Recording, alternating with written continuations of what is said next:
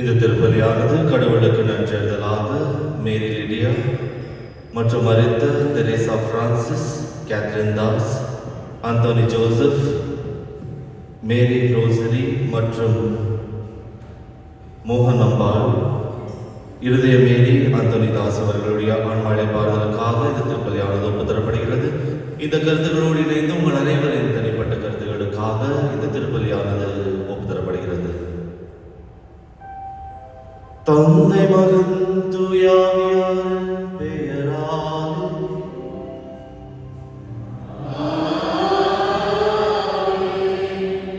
நம் ஆண்டவராகிய இயேசு கிறிஸ்துவின் அருளும் கடவுளின் அன்பும் தூய ஆவியாரின் நட்புறவும் உங்கள் அனைவரோடும் இருப்பதாக.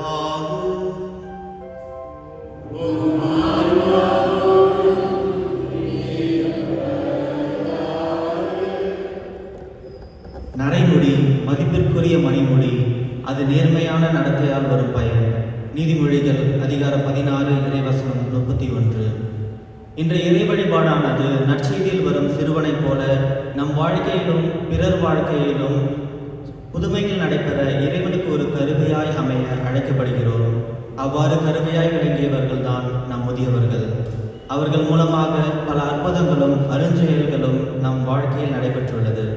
ஆகவே நம் தாய் திருச்சபையானது இன்று உலக முதியோர்கள் தினமாக கொண்டாடவும் அவர்களுடைய உடல் உள்ள ஆன்ம நலனுக்காக ஜெபிக்க நமக்கு நினைவுபடுத்துகிறது. அவர்கள் நம் வாழ்விற்கு கிடைத்த மணிமொழி. ஆகவே அவர்களை இழந்து விடாமல் அவர்கள் மூலமாக கிடைத்த அனைத்து நலன்களுக்காகவும் அவர்களுக்காகவும் இத்திருப்பலியில் மன்றாடுவோம். சகோதர சகோதரிகளை தூய மறை நிகழ்வுகளை கொண்டாட நாம் தகுதி பெறும் பொருட்டு நமது பாவங்களை ஏற்றுக்கொள்வோம். எல்லாம் வல்ல இறைவனிடமும்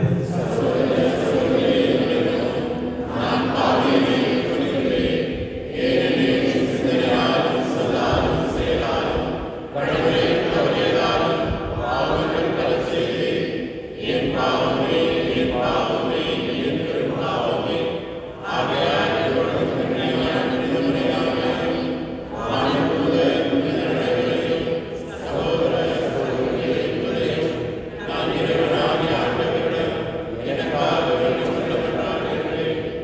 எல்லாம் வல்ல இறைவன் நம் மீது இரக்கம் வைத்து நம் பாவங்களை மன்னித்து நம்மை நிலை வாழ்வுக்கு அழைத்து செல்வாராக.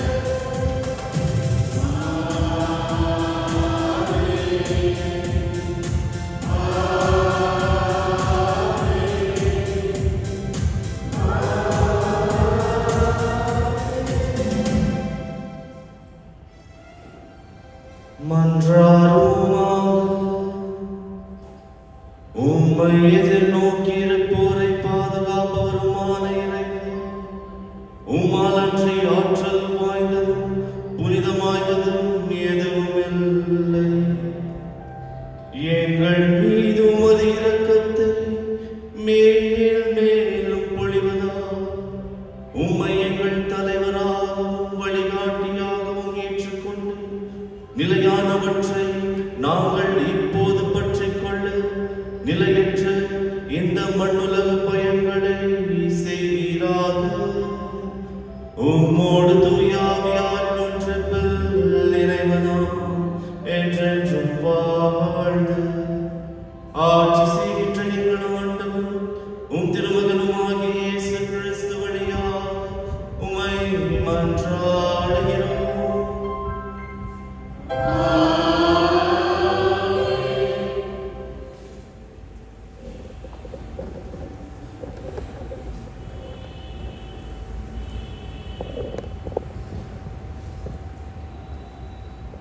இம்மக்கள் உண்ட பின்னும் மீதி இருக்கும். அரசர்கள் 2ஆம் நூலிலிருந்து முதல் வாசகம். அந்த நாளில் பாகால் சாலிசாவை சார்ந்த ஒரு மனிதர் புது தானியத்தில் செய்யப்பட்ட 20 வாட்கோதுமை அப்பங்களையும் தம் கோணிப்பையில் முற்றிய தானிய கதிர்களையும் கடவுளின் அடியாரிடம் கொண்டு வந்தார். எலிசா, மக்களுக்கு உண்ண கொடு என்றார். அவருடைய பணியாளர், இந்த 100 பேருக்கு இதை நான் எப்படி பரிமாறுவேன் என்றான். அவரோ, இவற்றை மக்களுக்கு உண்ண கொடு, ஏனெனில் உண்ட பின்னும் மீதி இருக்கும் என்று ஆண்டவர் கூறுகிறார் என்றார். அவ்வாறே அவன் அவர்களுக்கு பரிமாற அவர்களும் உண்டனர். ஆண்டவரது வாக்கின்படி மீதியும் இருந்தது. இது ஆண்டவர் வழங்கும் அருள்வாக்கு.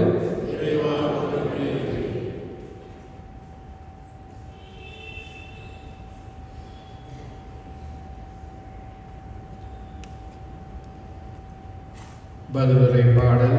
உங்கள் பல்லவி. ஆண்டவரே, எல்லா உயிரினங்களின் விருப்பத்தையும் நிறைவேற்றுகின்றேன். ஆண்டவரே, எல்லா உயிரினங்களின் விருப்பத்தையும் நிறைவேற்றுகின்றேன்.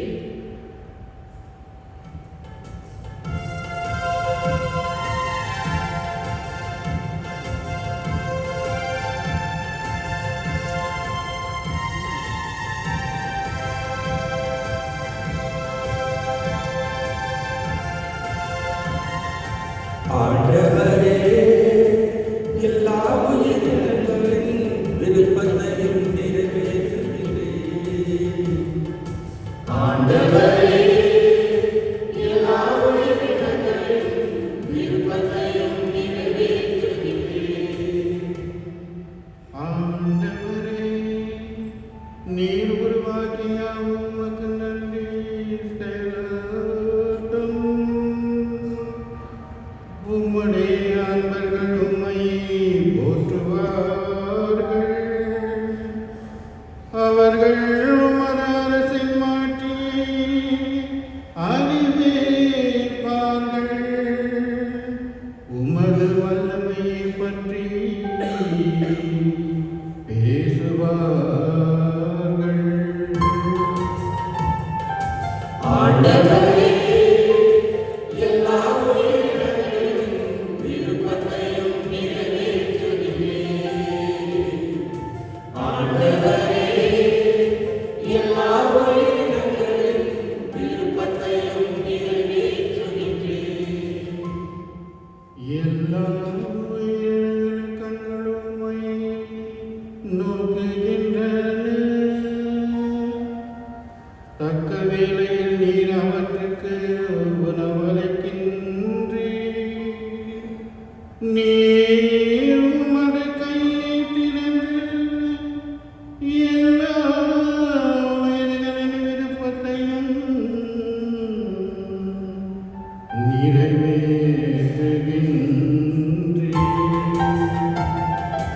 ஆண்டவரே, எல்லா உயிரினங்களின் விருப்பத்தையும் நிறைவேற்றுகின்றேன். ஆண்டவரே, எல்லா உயிரினங்களின் விருப்பத்தையும் நிறைவேற்றுகின்றேன். ஆண்டவர் தாம் செய்யும் அனைத்திலும் நீதியுடையவர். அவர் தம் செயல்கள் யாவும் இருக்க செயல்களை தம்மை நோக்கி மன்றாடும் யாவருக்கும் உண்மையாய் தம்மை நோக்கி மன்றாடும் யாவருக்கும் ஆண்டவர் ஆண்மையில் இருக்கிறார். ஆண்டவரே, எல்லா உயிரினங்களின் விருப்பத்தையும் நிறைவேற்றுகின்றேன்.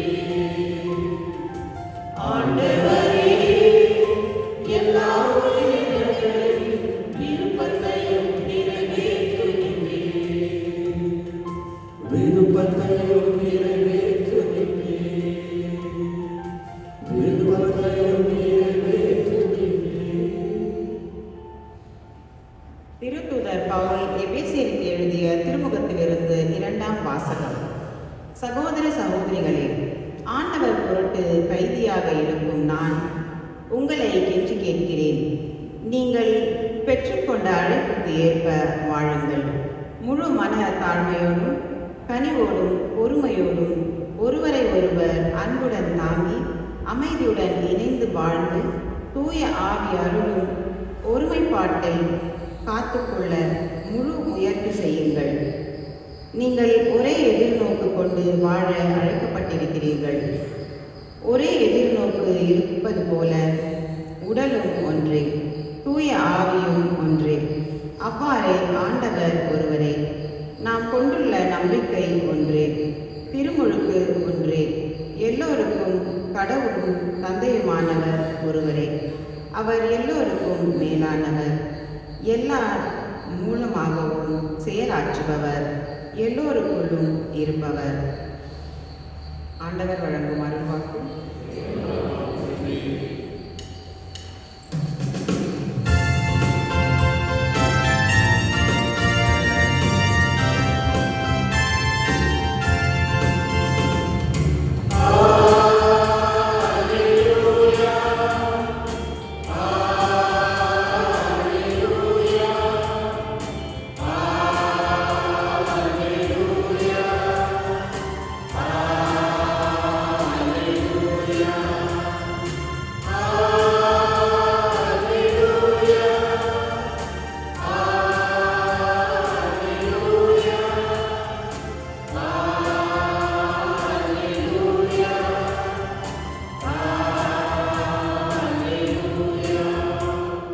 நம்மிடையே பெரிய இறைவாக்கினர் ஒருவர் தோன்றியிருக்கின்றார். கடவுள் தம் மக்களை தேடி வந்திருக்கின்றார். அல்லேலூயா.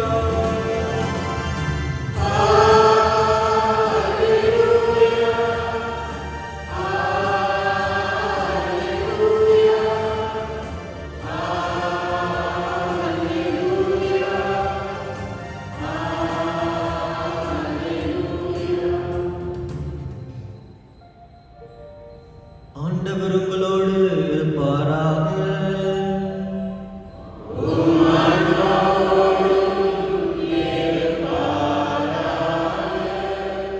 யோவான் எழுதிய தூய நற்செய்தியிலிருந்து வாசகம்.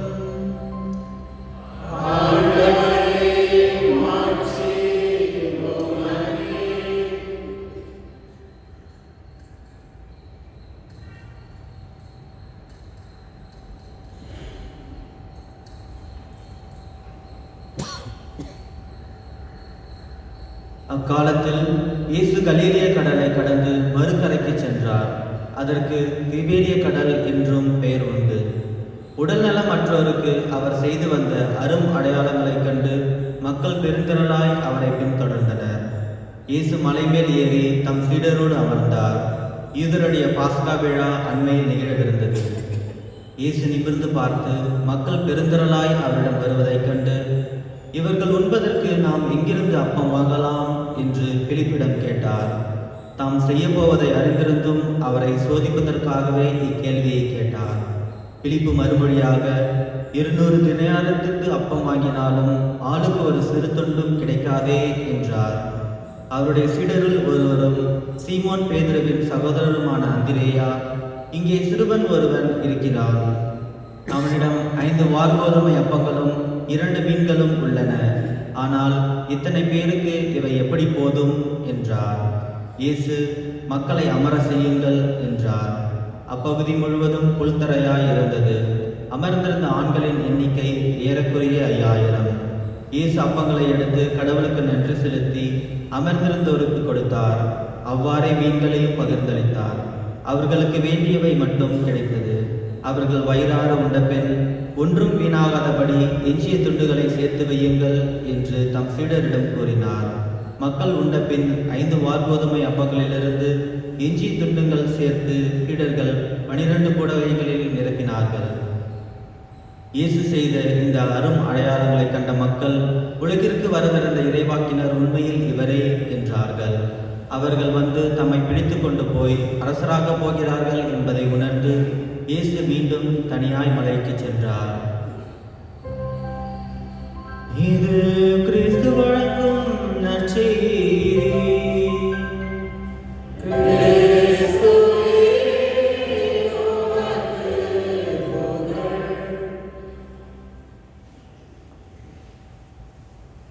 இயேசுவில் அன்பார்ந்த சகோதர சகோதரிகளே, அனைவருக்கும் காலை வணக்கம். கேட்கல, தூங்கல.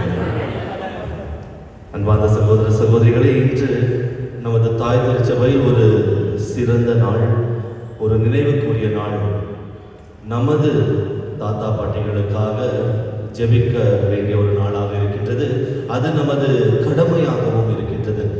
நமக்கு விசுவாசத்தை தந்து நமக்கு வழிகாட்டியாக இருந்த, மனித வழிகாட்டிகளாக இருந்த நமது மூதாதையர், நமது தாத்தா பாட்டி அவர்களை நினைவு கூர்ந்து, இறந்திருந்தால் அவருடைய ஆன்மா இளைப்பாறுதலுக்காக, உயிரோடு இருந்தால் அவரை பார்த்து சந்தித்து அவரது ஆசியை பெறும் ஒரு நாளாக இந்த நாள் அமைகின்றது.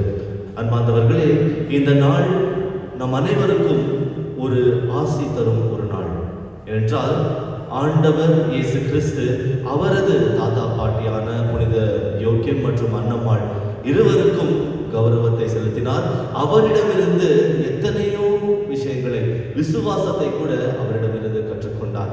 விவிலியத்தில் சொல்லாவிட்டால் கூட யூத வழிமுறைப்படி தாத்தா பாட்டிகள் அவரது வாழ்க்கையில் ஒரு சிறந்த இடத்தை பெற்றிருந்தார்கள். அதனால் நாமும் கூட ஆண்டவர் இயேசு கிறிஸ்துவின் சீடர்கள் என்று சொல்லும்போது நமது தாத்தா பாட்டிகளுக்காக ஜெபிக்க வேண்டும் மற்றும் அவர்களுக்கு செலுத்த வேண்டிய கௌரவத்தை செலுத்த வேண்டும். இன்றைய மறைவுரையில் ஏன் இந்த நாளை நாம் கொண்டாடப் போகிறோம், முதுமை ஆண்டவரின் ஆசீர்வாதமா சாபமா என்பதை பற்றி இன்று தியானிப்போம். ஒரு முறை ஆப்பிரிக்கா நாட்டில் ஒரு தாயானவர் வாழ்ந்து வந்தார். அவரது குடும்பத்தை பார்க்கும்போது கணவன் ஒரு குடிகாரன், அவன் செய்ய இல்லாத வேலையே இல்லை, எல்லா பாவ செயல்களையும் செய்து ஒரு பாவ வாழ்க்கையை, உலக வாழ்க்கையை வாழ்கின்றான். நான் மணந்த கணவன் தான் இப்படி இருக்கின்றார், எனது மகன் என்னை நேசிப்பான், என்னோடு இருப்பான் என்று சிந்தித்த அந்த தாய்க்கு ஒரு ஏமாற்றம். என்றால் மகனும் அதே பாதையில் நடக்கின்றார். ஒரு ஏமாற்றம் அடைந்த அந்த தாய், அவருக்கு இருந்த ஒரே ஒரு ஆறுதல் என்னவென்றால் ஆண்டவர் இயேசு கிறிஸ்து. தினந்தோறும் ஆலயத்திற்கு வந்து தினந்தோறும் ஜெபம் செய்கின்றார். ஒரு நாள் அல்ல, 2 நாள் அல்ல, எத்தனையோ ஆண்டுகள் ஆண்டவரிடம் பரிந்து கேட்கின்றார். ஆண்டவரே, எனது மகன் மனம் மாற வேண்டும், எனது மகன் உம்மை ஏற்றுக்கொள்ள வேண்டும் என்று அவரது கண்ணீரை சிந்தி அவரது மகனுக்காக மற்றும் அவரது பேரனுக்காக கூட அவர் ஜெபிக்கின்றார். 14 ஆண்டுகளுக்கு பிறகு ஒரு அதிசயம் நிகழ்ந்தது. அந்த மகன் உலக ஆசைகள் அனைத்தையும் விட்டுவிட்டு துறந்துவிட்டு அவன் ஆண்டவரை பின்பற்றுகின்றான். ஆண்டவரை முழுமனதோடு ஏற்றுக்கொள்கின்றான். ஆண்டவரை முழுமனதோடு ஏற்றுக்கொள்வதும் அல்லாமல் திருச்சபையில் ஒரு சிறந்த மனிதனாக, ஆண்டவரை விளக்கும் ஒரு சிறந்த மனிதனாக அவன் வாழ்கின்றான். அவர் யாரும் அல்ல, புனித அகஸ்தினார். அவர் அந்த பெண்மணி, அவருடைய பெயர் புனித மோனிகம்மாள். அன்பார்ந்த சகோதர சகோதரிகளே, ஒரு தாயின் ஜெபத்தால் ஒரு மகன் மனம் மாறி ஆண்டவரை பற்றி கொண்டார் என்றால் இவரது வாழ்க்கை தான் ஒரு சிறந்த வாழ்க்கையாக இருக்கின்றது. இந்த நாட்களில் குடும்பத்தில் எப்படிப்பட்ட ஒரு வாழ்க்கை வாழ வேண்டும்? இந்த நாட்களில் வீடு சந்திப்புக்கு செல்லும் போது அவர் உங்கள் வீடுகளில் இருக்கும் தொலைக்காட்சிகளில் நான் பார்க்கும் ஒரு காமனான ஒரு விஷயம் என்னவென்றால், மாதா டிவியில் ஆராதனை பார்த்துன்னு இருப்பீங்க. தாய்மார்கள் யாருமா ஆராதனை பார்த்துன்னு இருக்கிறதுனா, இல்லை ஃபாதர் எல்லாரும் சேர்ந்து பார்த்துன்னு இருக்கிறோம். எல்லா வீடுகளிலும் மாதா தொலைக்காட்சியில் ஆராதனை, ஜெபமாலை, எல்லா வழிபாடுகளும். இன்னும் சிறியவர்களிடம் கேட்டால், யார் டிவி போட்டது? எங்கள் ஆயா விட மாட்டேங்கிறாங்க ஃபாதர், டிவி ஆன் பண்ணிட்டு மாதா டிவி தான் பார்க்கணும்னு கட்டாயப்படுத்துகிறாங்க. அது என்ன கார்ட்டூன் பார்க்க விட மாட்டேங்கிறாங்க. ஜெபத்திற்கு ஒரு எடுத்துக்காட்டு, ஜெபத்துக்கு ஒரு அறிகுறி யார் என்று ஒரு வீடுகளில் பார்த்தால் வயதானவர்கள் தான். ஏனென்றால் அவர்கள் வெளியே எங்கும் செல்லாமல் என்ன செய்வது என்று தத்தளித்துக் கொண்டிருக்கும் போது அவர்களுக்கு இருக்கும் ஒரே ஒரு ஆறுதல் ஜெபமாலை மற்றும் அவரது தனிப்பட்ட ஜெபமாக இருக்கின்றது. இந்த ஜெபத்தை பற்றி கொண்டு சுயநலத்தோடு அவர்களுக்கு மற்றும் அவர் வேண்டுவதில்லை. சில வயதானவங்கள்ட்ட கேட்டால் யாருக்காக வேண்டுகிறீங்கன்னு கேட்டால், எனக்கே ரிப்பீட், உங்களுக்காக தான் ஃபாதர் வேண்டுறேன், நீங்கள் நல்ல சமையாராக இருக்கணும்னு வேண்டுறேன், நீங்கள் நல்ல மறைவுரையை தரணும்னு வேண்டுறேன், எனக்கே ரிப்பீட் கொடுக்குறாங்க. அன்பார்ந்தவர்களே, அவரது ஜெபத்தால் நாம் அனைவரும் வாழ்கின்றோம். அவரது ஜெபத்தால், அவரது எண்ணத்தால் நாம் அனைவரும் ஆசி பெறுகின்றோம். ஏனென்றால் ஆண்டவர் இயேசு கிறிஸ்து அனைவரின் ஜெபத்தையும் செவிசாய்க்கின்றார், அனைவரின் ஜெபத்தையும் அவர் ஏற்றுக்கொள்கின்றார். இந்த நாள் ஏன் நாம் தாத்தா பாட்டிகளின் நாள், எதற்காக நாம் கொண்டாட வேண்டும் என்ற கேள்விக்கு இப்பொழுது நாம் பதிலை தெரிந்து கொள்ளலாம். இந்த உலகத்தில் வாழும்போது நாம் அனைவரும் பொருட்களாக நாம் பார்க்கின்றோம். நீங்கள் உங்கள் வேலைக்கு செல்லும் போது சில வேலையிடங்களில் மனிதராக யாரையும் மதிப்பதில்லை. இந்த வேலை உங்களுக்கு கொடுத்துட்டாங்க, நீ இதை முடிச்சே ஆகணும். 5 மணி வரைக்கும் ஆகலையா, 6 மணி வரைக்கும் பண்ணு. இப்போ இருக்கிற சூழ்நிலையில் லேப்டாப் ஒன்று கொடுத்துருவாங்க, நீ 5 மணிக்கு ஆஃபீஸ்லேருந்து போ, வீட்டுக்கு போய் லாகின் பண்ணு. வீட்டுக்கு போய் லாகின் பண்ண அந்த வேலையை முடிச்சே ஆகணும். ஒரு மனிதனை பொருட்களாக அவர்கள் பார்க்கின்றார்கள். அந்த பொருட்களாக பார்த்தால் கூட அந்த பொருளுக்கு செலுத்த வேண்டிய கௌரவத்தையும் அந்த மனிதருக்கு செலுத்தவில்லை. நீ வேலை முடிச்சிட்டியா, நீ கண்ணுமீது நின்று பேசாத. அன்பார்ந்தவர்களே, இந்த விதமான எண்ணமானது உறவுகள் மத்தியில் கூட இருக்கின்றது. நீ தந்தை, நீ தாயாக இருந்தால் நீ எனக்கு செய்ய வேண்டிய எல்லாவற்றையும் நீ எனக்கு செய்ய வேண்டும். இளைஞர்கள், நீ எனக்கு மொபைல் வாங்கி கொடுக்கணும், நீ வாங்கி தரணும். ஏன்னா நீ அப்பா, நீ அம்மா, எனக்கு மொபைல் வாங்கி தரணும், நீ எனக்கு ஸ்கூலுக்கு அனுப்பணும். இது ஒரு கட்டாயமாக, ஒரு நெருக்கடியாக அமைகின்றது. அவர்களை வெறும் பொருட்களாக பார்க்கின்றார்கள், உறவுகளை போல அவர் பார்ப்பதில்லை. முதியோரை ஒரு சுமையாக பார்க்கின்றார்கள், ஆனால் அவரை மனிதராக, அவரை விசுவாசத்தின் மனிதராக யாரும் பார்ப்பதில்லை. சில ஆண்டுகளுக்கு முன்னதாக கூட்டு குடும்பம் இருந்தது. ஒருத்தருக்கு உடம்பு சரியில்லைன்னா வேறவெல்லாம் வந்து பார்க்குவாங்க. இப்போ தனி குடும்பத்திற்கு வந்த பிறகு எந்த விதமான வாழ்க்கை, யார் உடல் ஒன்று இருந்தால் யார் ஆற்றுக்கொள்வார்கள்? இந்த விதமான நெருக்கடியில் இருக்கும்போது மனித உறவு மற்றும் மனித அந்த கௌரவத்தை நாம் இழந்து விடுகின்றோம். இந்த கௌரவத்தை மீண்டும் இந்த முதியோருக்கு தர வேண்டும் என்பதற்காக தான் இந்த தாத்தா பாட்டிகளின் நாளை நாம் கொண்டாடுகின்றோம்.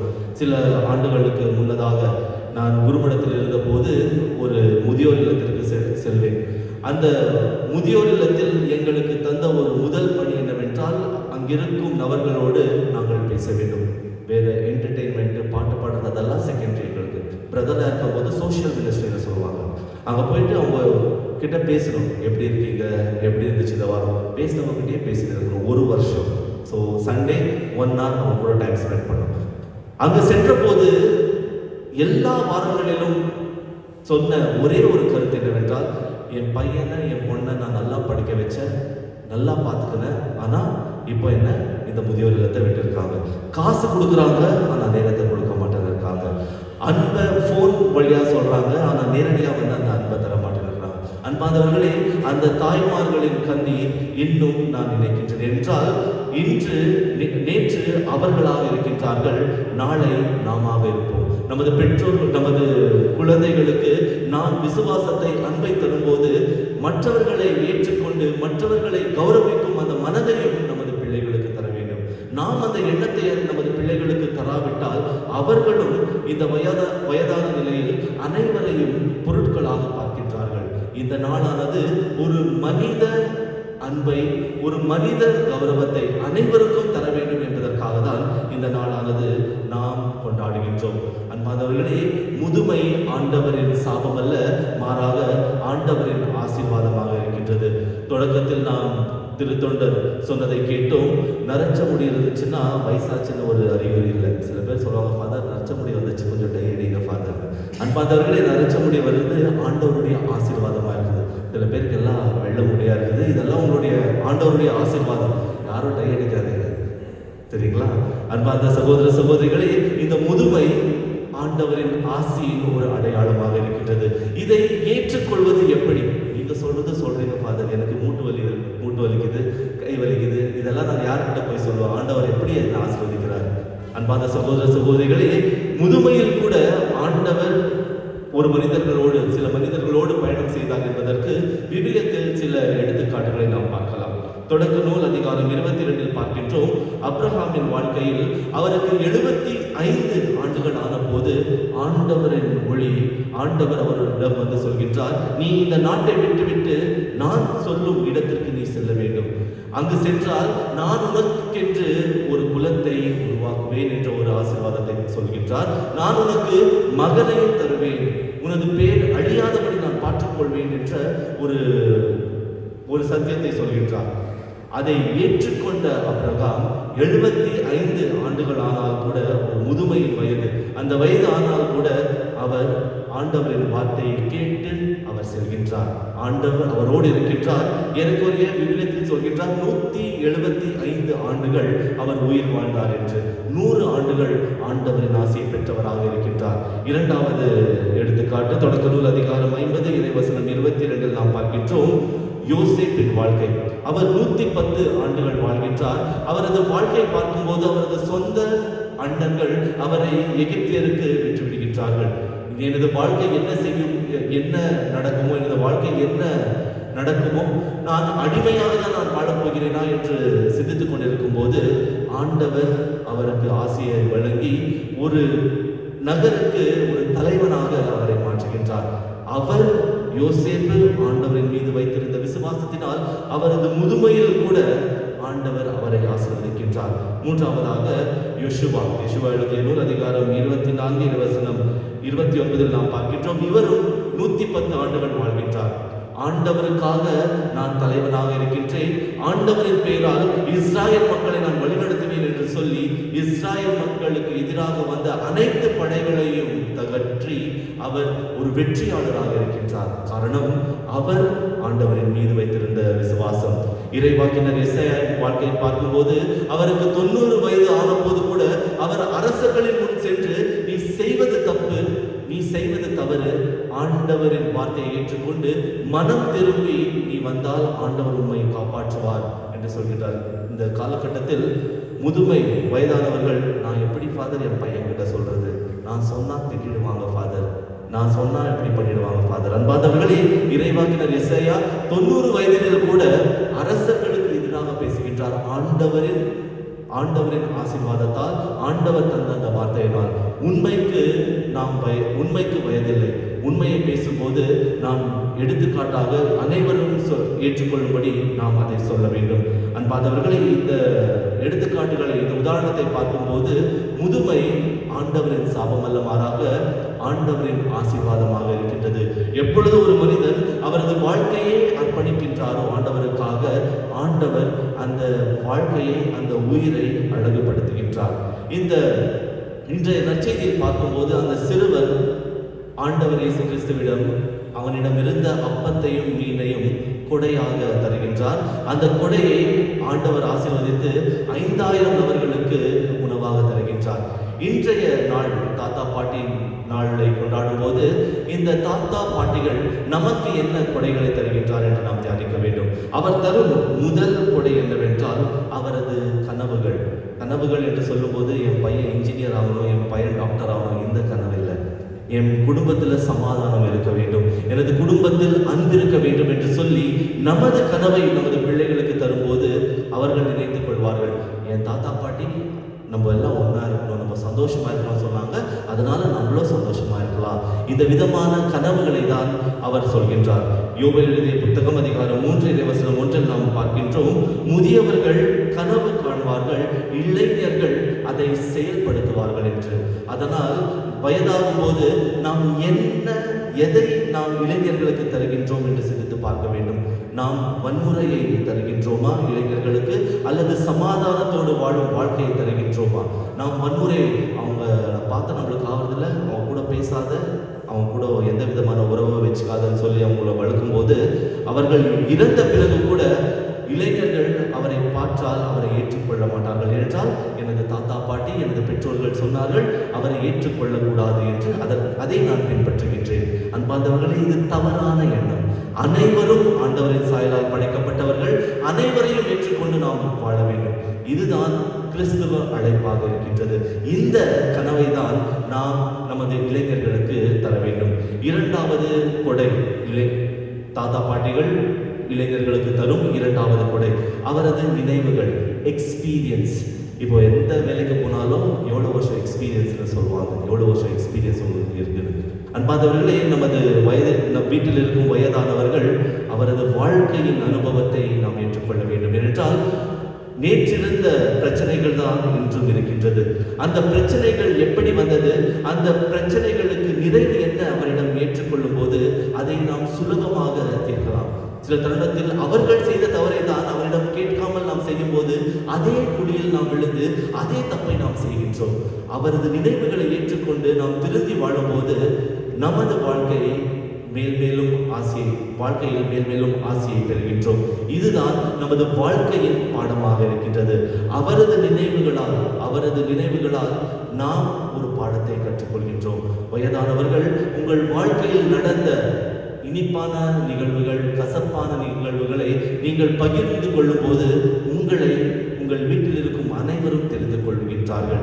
எப்படிப்பட்டவர்கள் நீங்கள், உங்கள் விசுவாசம், உண்மையான விசுவாசம் என்ன என்று புரிந்து கொள்கின்றார்கள். இதுதான் தெரிந்து கொள்ளுதல். நாம் மற்றவர்களை தெரிந்து கொள்ள வேண்டும் என்றால் நாம் நமது உள்ளத்தில் இருக்கும் அனைத்தையும் பகிர்ந்து கொள்ள வேண்டும். மூன்றாவது கொடை, முதியோர் இளைஞர்களுக்கு தருவது மூன்றாம் கொடை ஜெபம். பாப்பரசர் 16ஆம் பெனடிக்ட் அவர் சொல்கின்றார்கள், முதியோர்கள் அவர்கள் கையில் ஜெபம் இருக்கின்றது, அந்த ஜெபத்தால் அவர்கள் இந்த உலகத்தை வெற்றி கொள்ளலாம். பாப்பரசர் எப்பொழுதும் சொல்வார்கள், முதுமையில் இருக்கும் போது நீங்கள் ஜெபம் செய்ய வேண்டும். சுயநலத்தோடு உங்களுக்காக ஜெபிப்பதல்ல, மாறாக நீங்கள் பொதுநலத்தோடு அனைவருக்காகவும் நீங்கள் ஜெபிக்க வேண்டும். அனைவருக்காகவும் ஜெபிக்கும் போது அந்த ஆசீர்வாதமானது அனைவருக்கு மட்டும் கிடைக்காமல் உங்கள் குடும்பத்திற்கும் உங்களுக்கும் கிடைக்கின்றது. ஜெபம் செய்யும் போது அனைவருக்காகவும் ஜெபியுங்கள். இது உங்கள் கையில் இருக்கும் ஒரு சிறந்த ஆயுதம் என்று சொல்கின்றார்கள். அன்பான சகோதர சகோதரிகளே, முதியோர்கள், இந்த தாத்தா பாட்டிகள் இந்த மூன்று குடைகளை இந்த சமுதாயத்திற்கு தரும்போது இளைஞர்களாகிய நாம் என்ன செய்ய வேண்டும்? 2 முக்கியமான பாடங்களை நாம் மனதில் வைத்துக் கொள்ள வேண்டும். முதல் பாடம் என்னவென்றால், நமது கலாச்சாரத்தை நாம் மறக்கக்கூடாது. நமது கலாச்சாரம் என்னவென்றால், நாம் மற்றவர்களை ஏற்றுக்கொள்ள வேண்டும், நாம் மற்றவர்களுக்கு அன்பு செய்ய வேண்டும். இந்த துவக்கமானது நமது குடும்பங்களில் இருந்து துவங்க வேண்டும். யூத முறைப்படி அவரது வாழ்க்கை, ஒரு மனிதன் என்று சொல்லும் போது அந்த மனிதன் ஒருவன் மட்டுமல்ல, அந்த மனிதனோடு சேர்ந்து அவனது பெற்றோர்கள், அவனது மூதாதையர்கள், ஏறக்குறைய 7 நபர்களில் மொத்தமாக ஒரு மனிதன் இருக்கின்றார். He is a sum and substance of 7 individuals. அவனுடைய தாத்தா பாட்டி, அப்பா பக்கம் இருக்கிற தாத்தா பாட்டி, அம்மா பக்கம் இருக்கிற தாத்தா பாட்டி எவ்வளவு பேர் ஆனாங்க? 4 பேர் ஆனாங்க. அப்பா அம்மா எவ்வளவு பேர் ஆனாங்க? 6 பேர். இவ்வளவு சேர்த்தா 7 பேர். 7, அந்த எண் 7 முழுமையின் ஒரு அடையாளமாக இருக்கின்றது. ஒரு மனிதன் முழுமையான ஒரு மனிதன் என்று சொல்லும் போது இந்த தாத்தா பாட்டி, தந்தை தாய் இவர்கள் 7 பேரும் சேர்ந்துதான் அந்த மனிதன் முழுமை அடைகின்றார். அதனால் அன்பார்ந்தவர்களே, நமது கடமை, இளைஞர்களாகி நமது கடமை என்னவென்றால், முதலில் அவரை கௌரவிக்க வேண்டும். இந்த நாட்களில் எத்தனையோ முதியோர் இல்லமானது நமது இந்திய நாட்டில் இருக்கின்றது. ஏனென்றால் நாம் அவரை விட்டு விடுகின்றோம். நமது பெற்றோர்களை, நமது தாத்தா பாட்டிகளை விட்டு விடுகின்றோம். காரணம் என்ன? நான் வேலை செய்ய வேண்டும், நான் பணம் சம்பாதிக்க வேண்டும், நான் இந்த சமுதாயத்தில் ஒரு உயர்ந்த நிலைக்கு வர வேண்டும் என்று. ஆனால் நமக்கும் அந்த வயதாகும் போது நமது பிள்ளைகளும் அப்படியே தான் செய்வார்கள். இதை நாம் நினைவில் வைத்துக் கொள்ள வேண்டும். நாம் நமது வழிமழுவதற்கு நாம் ஒரு எடுத்துக்காட்டாக இருக்க வேண்டும் என்றால், நாமும் நமது பெற்றோர்களை, நமது மூதாதையர்களை நாம் பார்த்துக்கொள்ள வேண்டும். அவருக்கு கௌரவத்தை செலுத்த வேண்டும். அன்பார்ந்தவர்களே, அவர்களின் ஆசீர்வாதம் ஒரு குலத்தையும் ஆசீர்வதிக்கும். இரண்டாவதாக, நாம் அவரை அவமானப்படுத்தக்கூடாது. சில வீட்டிலலாம் நம்ம பார்த்துருக்கிற பெரிய ஒரு கௌரவத்தை தருவாங்க. பரவாயில்ல, அப்பா அம்மா நீங்கள் உக்காருங்க. இன்னும் சில வீடுகளில் ஏதோ ஒரு மூலையில் உக்காந்து இருப்பாங்க. அன்பார்ந்தவர்களே, அனைவரும் உயிர் வாழும் ஜீவிகள் தான். நாம் மிருகங்களுக்கு தரும் அந்த கௌரவத்தை கூட சில தருணத்தில் மனிதர் ஆகிய அவர்களுக்கு தருவதில்லை. நாம் அவரை ஏற்றுக்கொள்ளும் போது அவருக்கு ஒரு விதமான மகிழ்ச்சி, நிறைவு கிடைக்கின்றது. அவரது உள்ளத்தில் நான் எப்பொழுது நான் சாவேன் என்று வரக்கூடாது, மாறாக நான் இருக்கும் நாள் வரை நான் இவருக்கு ஆசியை பொழித்துக் கொண்டே, இவருக்காக ஜெபித்துக் கொண்டே நான் வாழ்வேன் என்ற ஒரு எண்ணமானது அவருக்கு வரும்போது அவரது வாழ்க்கை நிறைவடைகின்றது. சில வீடுகளில் சில வயசானவங்க வந்து பார்க்கும்போது அவங்க சொல்ற ஒரே ஒரு வார்த்தை என்னன்னா, நான் என்னுடைய சாவுக்காக பார்த்து இருக்கிறேன். அன்பாதவர்களே, தவறான எண்ணம். அவரது தவறல்ல, மாறாக நமது தவறாக இருக்கின்றது. நாம் அவரை அன்பு செய்தவரை ஏற்றுக்கொள்ளும் போது இந்த எண்ணம் அவருக்கு வருவதில்லை. ஏனென்றால் இந்த சமுதாயத்தால் உதாசீனப்படுத்திய பிறகுதான் இந்த எண்ணமானது அவருக்கு வருகின்றது. நான் ஏன் வாழ வேண்டும், நான் வயதான பிறகு ஏன் வாழ வேண்டும் என்ற ஒரு எண்ணம் வருகின்றது. இது இந்த சமுதாயத்தில் நமது தவறாக இருக்கின்றது. இந்த தவறை திருத்திக் கொள்வது நமது கடமையாக இருக்கின்றது. அதனால் அந்த தவறை திருத்திக் கொள்வதற்காக நமது வீடுகளிலிருந்து நாம் தொடர்வோம். நமது வீட்டில் இருக்கும் அனைத்து தாத்தா பாட்டிகளுக்கும் செலுத்த வேண்டிய கௌரவத்தை செலுத்துவோம். அவர் சொல்லும் அறிவுரையை ஏற்றுக்கொள்வோம். இரண்டாவதாக, நமது திருச்சபையில் நாம் பார்க்கும் இடங்களில் இருக்கும் அந்த வயதானவர்களுக்கும் கௌரவத்தை செலுத்துவோம். நாம் பெரியவர்களுக்கு ஒரு கௌரவத்தை செலுத்தும் போது ஆண்டவர் நம்மையும் ஆசீர்வதிப்பார். நாம் வயதான பிறகு நமக்கும் கௌரவத்தை செலுத்த அந்த இளைஞர்களையும் ஆசீர்வதிப்பார். இன்றைய திருப்பலியில் விசேஷமாக நமது குடும்பங்களில் இருக்கும் அனைத்து மூதாதையருக்காக, நமது தாத்தா பாட்டிகளுக்காக மன்றாடுவோம்.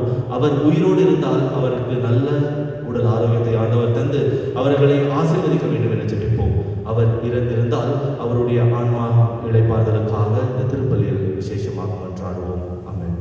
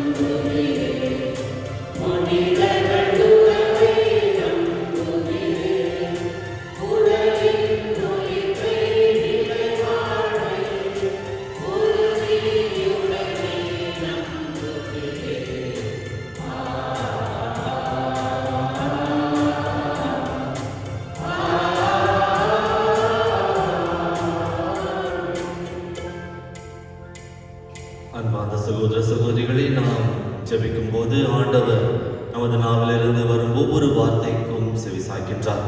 இந்த நேரத்தில் நமது உள்ளத்தில் இருக்கும் அனைத்து தேவைகளையும் நம் நாவின் வழியாக ஆண்டவரின் பாதத்தில் சமர்ப்பிப்போம். உங்களுடைய பதிலுரை, ஆண்டவரே எங்கள் மன்றாட்டை கேட்டருளும். மனம் மாற அழைக்கும் இறைவா, எமது திருத்தந்தை பிரான்சிஸ், எங்கள் பேராயர் பீட்டர், ஏனைய ஆயர்கள், குருக்கள், கன்னியர், துறவியர், பொதுநிலையினர் அனைவரும் மனித பலவீனத்தால் தவறி வீழ்ந்தாலும் இயேசுவின் மாட்சியை முன்னிறுத்து பலவீனங்களை வென்றெழுந்து நடக்கவும், இவ்வாறு கிறிஸ்துவின் சாட்சிகளாக விளங்கவும் வரம் தர வேண்டும் என்று இறைவா உம்மை மன்றாடுகிறோம். நலன்களின் ஊற்றான இறைவா, எங்கள் நாட்டு தலைவர்கள், சமூக தலைவர்கள், மக்கள் பணியாளர்கள் அனைவரும் இரட்டை வேடமிட்டு போலி வாழ்க்கை வாழாமல் சமுதாயத்தில் உண்மையான மதிப்புமிக்க தலைவர்களாக, மக்களின் நலனில் அக்கறை உள்ளவர்களாக வாழ உதவிட வேண்டும் என்று இறைவா உம்மை மன்றாடுகிறோம். மன்னிப்பளிக்கும் இறைவா, எங்கள் தவறுகளில் இருந்து நாங்கள் பாடம் கற்றுக்கொள்ளவும், எங்களிடையே உள்ள போட்டி, பொறாமை, பிறரை வஞ்சிக்கும் செயல்கள், ஆணவம், அகங்காரம் ஆகியவற்றை வெறுத்தொழுக்கி திருந்திய மனிதர்களால் வாழ அருள் தர வேண்டும் என்று இறைவாமை மன்றாடுகிறோம். இரக்கமே உருவான இறைவா, தூற்றுவோர் மத்தியில் ஏற்றுவோர் எவருமின்றி தவிக்கும் ஏழை எளிய மக்களின் கண்ணீரை துடைத்து அவர்களின் வாழ்வாதாரம் உயரவும் தங்களின் பாவ நிலை நின்று விடுபட்டு உமது அளவற்ற அன்பில் நிலைத்து வாழவும் வரம் தர வேண்டுமென்று இறைவாமை மன்றாடுகிறோம். நமது தனிப்பட்ட கருத்துக்களுக்காக இப்பொழுது மௌனமாக மன்றாடுவோம். நமது குடும்பங்களில் அன்பு மற்றும் சமாதானத்தை ஆண்டவர் தர வேண்டும் என மௌனமாக ஜெபிப்போம்.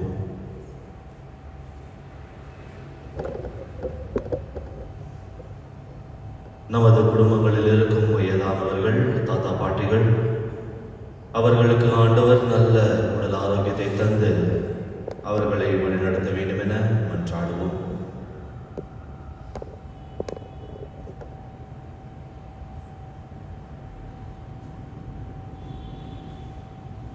அனைவரையும் ஏற்றுக்கொள்ளும் ஒரு மனதை ஆண்டவர் நமக்கு தந்து எல்லா முதியோர்களையும் தாத்தா பாட்டிகளையும் ஏற்றுக்கொள்ளும் அன்பு செய்யும் அந்த மனதை ஆண்டவர் தர வேண்டும், நமக்கு தர வேண்டும் என மன்றாடுவோம்.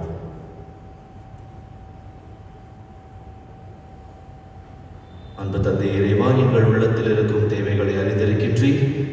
அந்த தேவைகளை ஏற்றுக்கொண்டு எங்களுக்கு தேவையான ஆசையை வழங்கி எங்களை வழிநடத்த வேண்டும் என எங்கள் ஆண்டவர் இயேசு கிறிஸ்து வழியாக உம்மை மன்றாடுகிறோம்.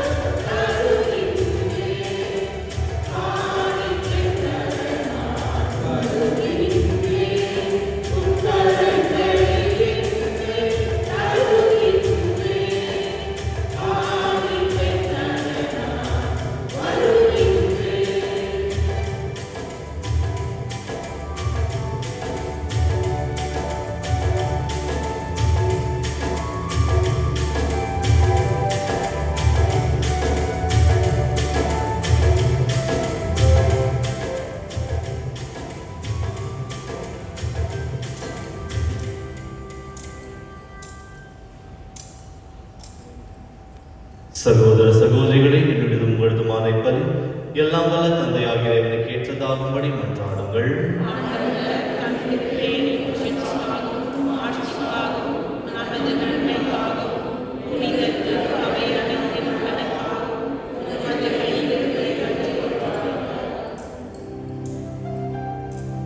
ஆண்டவரே, நீர் தாமே வாரி வழங்கிய கொடைகளிலிருந்து நாங்கள் கொண்டாடும் இக்காணிக்கைகளை ஏற்றருளும். ஆதலால் உமது அருளின் ஆற்றலால் செயல்பட்டு இக்காணிக்கைகளை ஏற்றுக்கொள்ள மனதை எங்களுக்கு தந்து எங்களை வழிநடத்துவீராக. எங்கள்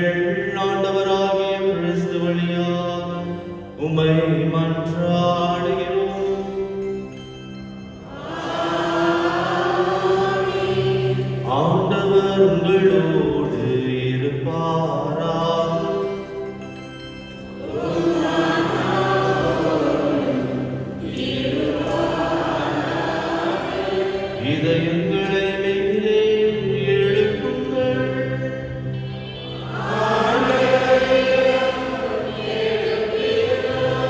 நம் இறைவனாகிய ஆண்டவருக்கு நன்றி கூறுவோம்.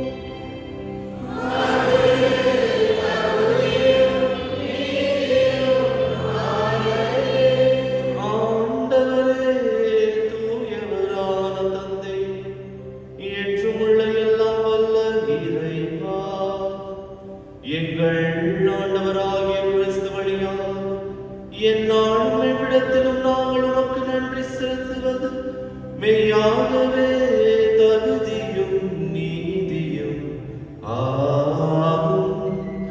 எங்கள் கடமையும் மீட்புக்குரிய செயலுமாகும். கிறிஸ்துவின் நிரப்பினை நாங்கள் அன்போடு கொண்டாடுகின்றோம்.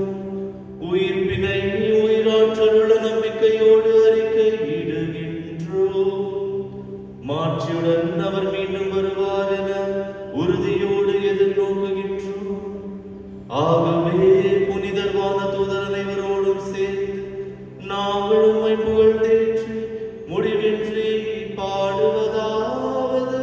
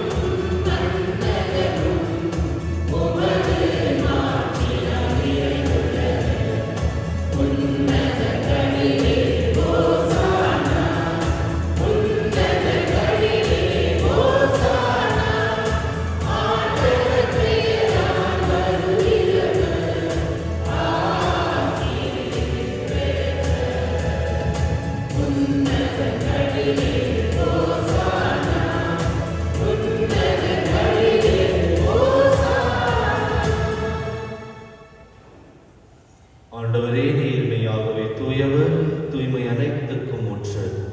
ஆகவே உம்முடைய ஆவியை பொழிந்து இக்காணிக்கைகளை தூய்மைப்படுத்த உம்மை வேண்டுகின்றோம். இவ்வாறு எங்கள் ஆண்டவர் இயேசு கிறிஸ்துவின் உடலும் இரத்தமுமாக எங்களுக்கு இவை மார்பனவாக.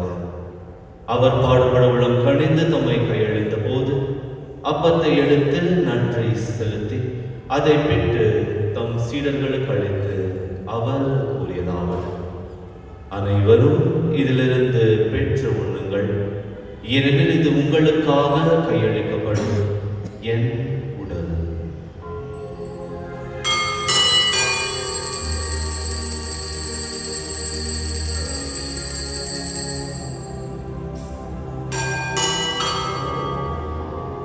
அவ்வண்ணமே இரவு விருந்தை அருந்திய பின் கிண்ணத்தையும் எடுத்து மீண்டும் உமக்கு நன்றி கூறி தம் சீடர்களுக்கு அளித்து அவர் கூறியதாவது: அனைவரும் இதிலிருந்து பெற்று பருகுங்கள், ஏனெனில் இது புதிய நிலையான உடன்படிக்கைக்குரிய என் இரத்தத்தின் கிண்ணம்.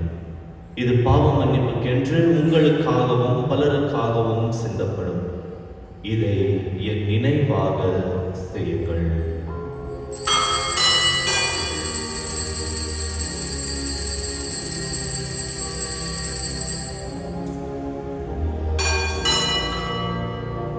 நம்பிக்கையின் மறைபொருள்.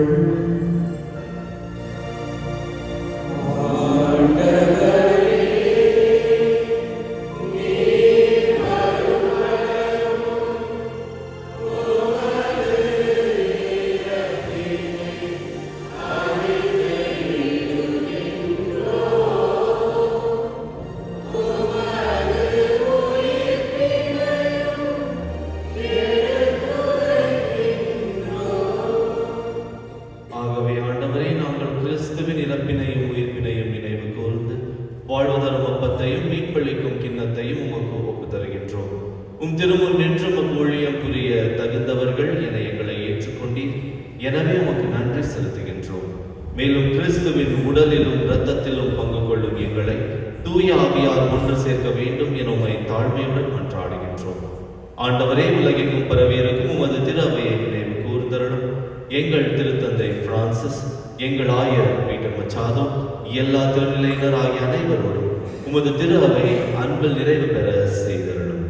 மேலும் உயிர்த்தெழும் எதிர்நோக்குடன் தொழில் கொள்ளும் எங்கள் சகோதர சகோதரிகளையும் இறந்தோர் அனைவரையும் இரக்கத்துடன் நினைவு கூர்ந்து உமது திருமுக ஒளியினுள் ஏற்றருளும். எங்கள் அனைவர் மீதும் இரக்கமாயிரும்.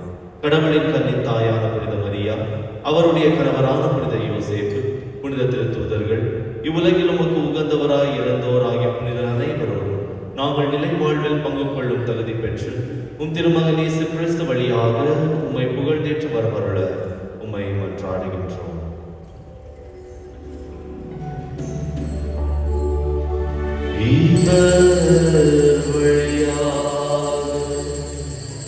இவரோடு இவர் எல்லாம் வல்ல இறைவனாகிய தந்தையே, தூய ஆவியாரின் ஒன்றிற்கு எல்லா புகழும் ஆட்சியும் என்றென்றும் உமக்கு உரியதே.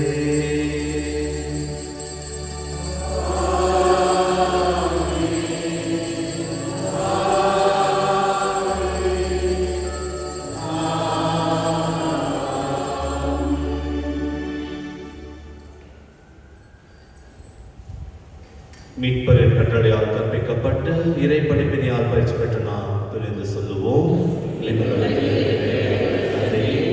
உமது பெயர் போற்றப் பெறுக. உமது ஆட்சி வருக. உமது திருவுள்ளம் விண்ணுலகில் நிறைவேறுவது போல மண்ணுலகிலும் நிறைவேறுக. எங்கள் தாழ்ந்தவை இன்று எங்களுக்கு தாரும். எங்களுக்கு எதிராக குற்றம் செய்வோரை நாங்கள் மன்னிப்பது போல எங்கள் குற்றங்களை மன்னியும். எங்களை சோதனைக்கு உட்படாதேயும் ஆண்டவரே, தீமை அனைத்திலிருந்தும் எங்களை விடுவித்து எங்கள் வாழ்நாளில் அமைதியை கனிவுடன் அருள உம்மை மன்றாடுகின்றோம். உமது இரக்கத்தின் உதவியால் நாங்கள் பாவத்திலிருந்து எப்போது விடுதலை பெற்று யாதொரு கலக்கமும் இன்றி நலமாயிருப்போமாக. நாங்கள் எதிர்நோக்கியிருக்கும் பேரின்பத்திற்காகவும் எம் மீட்பராகிய இயேசு கிறிஸ்துவின் வருகைக்காகவும் காத்திருக்கின்றோம்.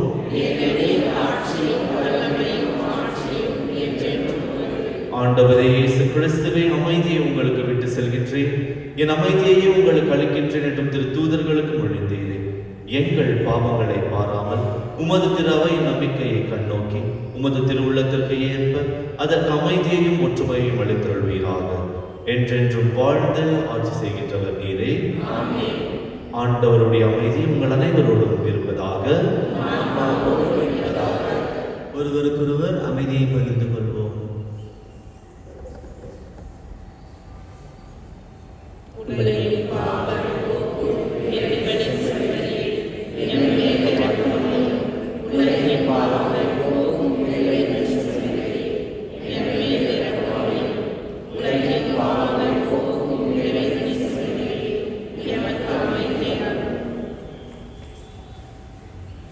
அன்பார்ந்த சகோதர சகோதரிகளே, இதோ இறைவனின் செம்மறி.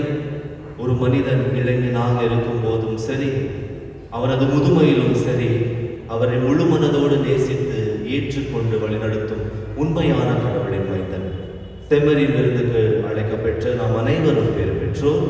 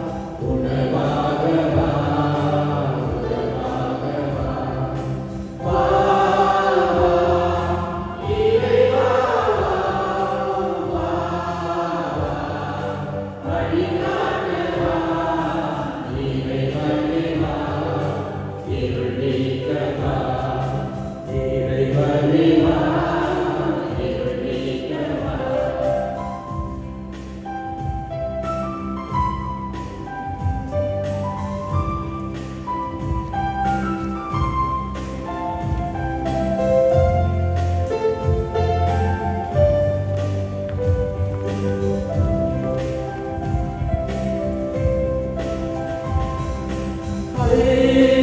அப்பங்கள் பருவசைந்து ஆண்டவர் கருணை சுவைக்க செய்தார். ஐந்து அப்பங்கள் பருவசைந்து ஆண்டவர் கருணை சுவைக்க செய்தார். உண்மையை சிலுவையில் பலியாய் தந்தார். தியாகத்தில் வாழவே என்னை அழைத்தார். உண்மை சிலுவையில் பலியாய் தந்தார். தியாகத்தில் வாழவே என்னை அழைத்தார். இறைவனே வா, இருளிக்க வா. இறைவனே வா, இருளிக்க வா. பாலைவனத்தில் உணவாய் வந்தாய். பரிவோடு நலம் தாக்கு தாயாய் நின்றாய். பாலைவனத்தில் உணவாய் வந்தார். பரிவோடு நலத்தாக்கு தாயாய் நின்றார். நலமோடு யாம் வாழ உனையே தந்தார்.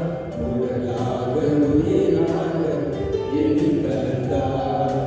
நலமோடு யாம் வாழ உனையே தந்தார். உடலாக உயிராக எண்ணிக் கலந்தார். இறைவனே வா, இருள் நீக்க வா. இறைவனே வா, இருள் நீக்க வா.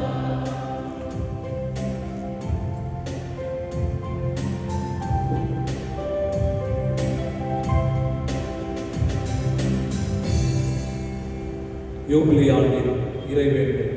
விண்ணக தந்தையே, உம்முடைய மகன் என் சகோதரனான இயேசு கிறிஸ்துவே, நீர் எங்களுக்கு வழங்கிய நம்பிக்கையும் தூய ஆவியார் வழியாக எங்கள் இதயங்களை நீர் பற்றிய சேர பிறரன் சுடரும் உமது அரசின் வருகைக்கான எதிர்நோக்கை எங்களை தட்டி எழுப்புவதாக நற்செய்தியின் இதயங்களை நாளும் பலப்படுத்தவும் நல்லோரால் உம் அருள் எங்களை மாற்றுவதாக.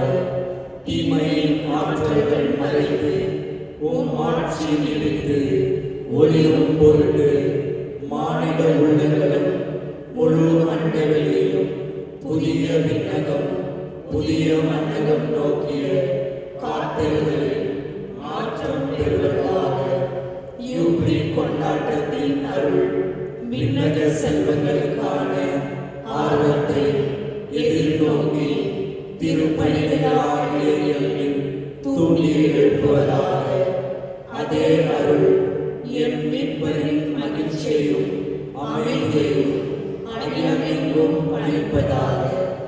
என்றென்றும் போற்றக்கூடிய எம் கடவுளாகிய உமக்கு மாட்சியும் புகழும் இன்றும் என்றும் உரித்தாகுக. ஆமென்.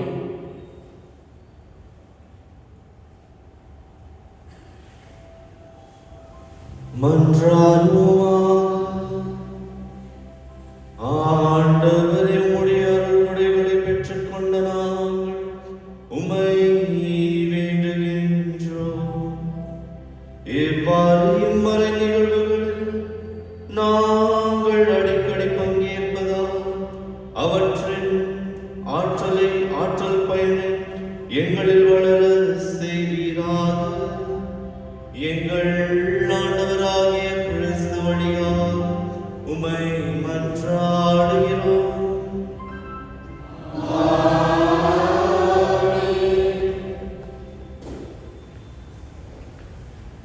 அறிவிப்புகள். இன்று பொதுக்காலத்தின் 17வது ஞாயிறு. அன்பார்ந்தவர்களே, இன்று நமது தாய் திருச்சபையில் சிறப்பாக நமது ஆலயத்தில் தாத்தா பாட்டிகள் தினத்தை நாம் கொண்டாடுகின்றோம். அதனால் இந்த திருப்பலியில் அவர்களுக்காக ஜெபித்தது போல உங்கள் தனிப்பட்ட விதத்தில் உங்கள் வீட்டில் இருக்கும் முதியோர்களுக்காக ஜெபியுங்கள். அவர்கள் தொலைவில் இருந்தால், தூரமாக இருந்தாங்கன்னா அவங்களுக்காக ஃபோன் பண்ணினா அவங்ககிட்ட பேசுங்க, இல்லைன்னா அவங்கள சந்தி சந்தித்து அவர்கிட்ட ஆசீர்வாதம் வாங்க வேண்டும் என கேட்டுக்கொள்கின்றோம். மறைக்கல்வியானது எல்லா சனிக்கிழமையும் மாலை 4:45 5:45 வரை நடக்கின்றது. 1ஆம் வகுப்பிலிருந்து 9ஆம் வகுப்பு வரை சிறு பிள்ளைகள் இந்த மறைக்கல்விக்கு வர வேண்டும் என கேட்டுக்கொள்கின்றோம். பெற்றோர்கள் உங்கள் குழந்தையை இந்த மறைக்கல்வி ஃபெய்த் ஃபார்மேஷன் கிளாஸஸ் இதற்கு அனுப்புவது உங்கள் கடமையாக இருக்கின்றது. நாளை புனிதர்களான புனித மார்த்தா, மரியா மற்றும் லாசரஸ் இவர்களின் நினைவு நாளை கொண்டாடுகின்றோம். ஆகஸ்ட் 2ஆம் தேதி மாதத்தின் முதல் வெள்ளி அன்று இரவு ஆராதனை இருக்கின்றது. ஆகஸ்ட் 3ஆம் தேதி மாதத்தின் முதல் சனிக்கிழமை அன்று மாலை 6 மணி திருப்பலி முடிந்தவுடனே ஜெபமாலை சுற்றுப்பிரகாரம் நமது ஆலய வளாகத்தில் இருக்கும். நீங்கள் அனைவரும் வந்து அன்னையை போற்ற வேண்டும் என கேட்டுக்கொள்கின்றோம். சென்ற வாரத்தின் காணிக்கை தொகை 32,920 ரூபாய். உங்கள் தாராள மனதுக்கு நன்றிகள். அன்பாதவர்களே, புது நன்மை பிள்ளைகளுக்கு அவரது புகைப்படங்கள் ஃபோட்டோகிராஃப்ஸ் சில பேர் கேட்டுனே இருந்தாங்க, ஃபாதர் ஃபோட்டோஸ் எப்போ கிடைக்குதுன்னு. வெறும் புது நன்மை யாரெல்லாம் புது நன்மை திருவருட்சாதனத்தை வாங்கினார்களோ ஜூன் மாதத்திற்கு அவர்களின் புகைப்படங்கள் ஃபோட்டோகிராஃப்ஸ் ரெடியாக இருக்கின்றது. வார நாட்களில் அல்லது இந்த திருப்பலி முடிந்த பிறகு சகோதரர்கள் அதை தருவார்கள். நீங்கள் வந்து யார் அந்த பசங்களை இட்டு வரணும், நீங்களா வந்துட்டு எங்களுக்கு ரொம்ப தெரியும், என் பக்கத்து வீட்டுக்காரர் தான் அப்படின்னு சொன்னால் கொடுக்க மாட்டோம். அவரது பெற்றோர்கள் அல்லது அந்த பிள்ளைகளை வந்து அவர்களின் புகைப்படங்களை எடுத்து செல்ல வேண்டும் என கேட்டுக்கொள்கின்றோம். அன்பார்ந்தவர்களே, வரும் ஞாயிறு ஆகஸ்ட் 4ஆம் தேதி நமது மறை மாவட்டத்தில் வியானி சண்டே, அதாவது குருக்களுக்காக இந்த ஞாயிற்றுக்கிழமை இருக்கின்றது. புனித ஜான் மறை வியானி குருக்களின் பாதுகாவலராக இருக்கின்றார்கள். அதனால் நமது ஆயர் அவர் சொல்லியிருக்கின்றார், அடுத்த ஞாயிற்றுக்கிழமை சிறப்பாக குருக்களுக்காக, முதியோர் இல்லத்தில் இருக்கும் குருக்களுக்காக மற்றும் அருட்சகோதரர்களுக்காக கூட ஜெபிக்க வேண்டும் என ஒரு அழைப்பினை தந்திருக்கின்றார். அதனால் அடுத்த ஞாயிறு வரும்போது நீங்கள் அனைவரும் எல்லா குருக்களுக்காக, நமது பங்கில் இருக்கும் குருக்களுக்காக மற்றும் அனைத்து குருக்களுக்காகவும் ஜெபிக்க வேண்டும் என நாம் அனைவரும் கேட்டுக்கொள்கின்றோம்.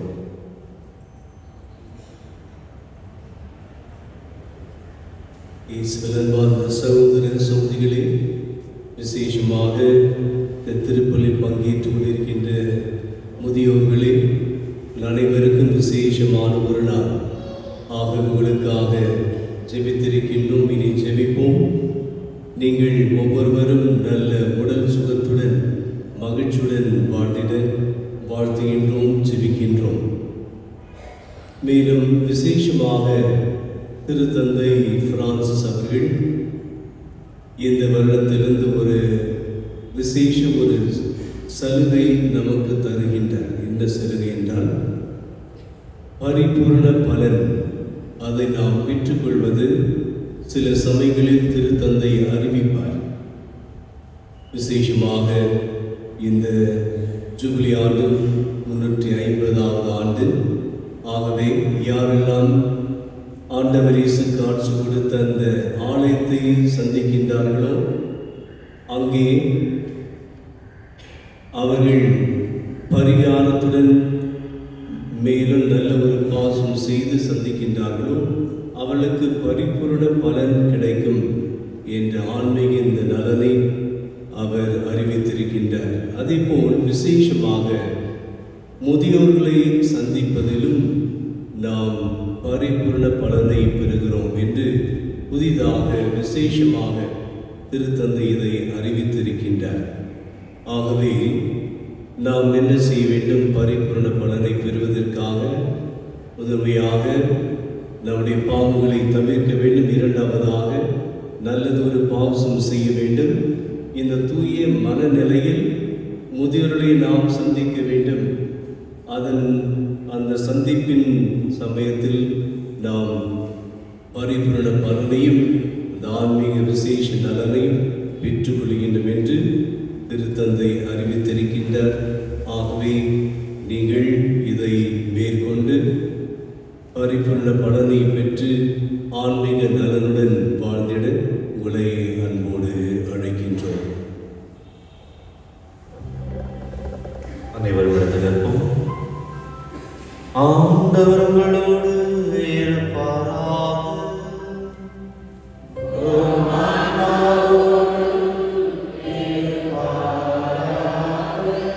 சிரம் தாழ்த்தி ஆண்டவரின் ஆசி நாடுவோம்.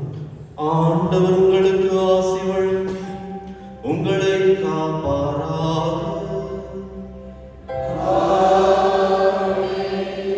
ஆண்டவர் தமது திருமுகத்தை உங்கள் மேல் ஒளிர செய்து உங்களுக்கு இரக்கம் காட்டுவாராக. ஆண்டவர் தமது திருமுகத்தை உங்கள் பக்கம் திருப்பி உங்களுக்கு தம் அமைதியை அருள்வாராக. எல்லாம் வல்ல இறைவன் தந்தை மகன் தூயாவியார் உங்களுக்கு ஆசி வழங்குவாராக.